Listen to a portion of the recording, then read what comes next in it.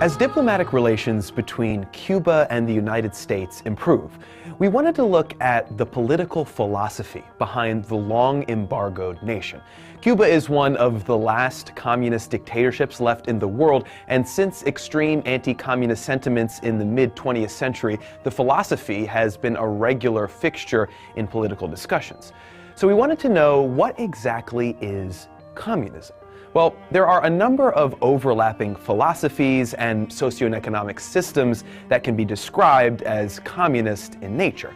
But in the most basic sense, communism is when all manufacturing or means of production are equally owned by all the members of a state. The intended result is to eliminate the capitalist-inspired class system where one class does all the work and the other gets all the money. Although similar ideas have existed both naturally and intentionally since the dawn of time, the most common form of communism comes from the work of German philosophers Karl Marx and Friedrich Engels, in what is today known as Marxism.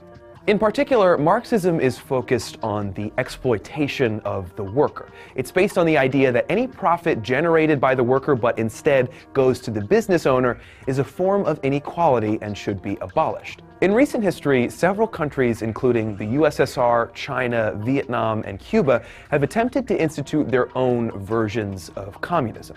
However, all can be said to be predominantly socialist and not communist. The biggest difference between the two is that socialism says that all workers should get an equal share in profit and property, while communism says that there shouldn't be money or ownership in general, and everyone should get as much as they need and work as much as they can.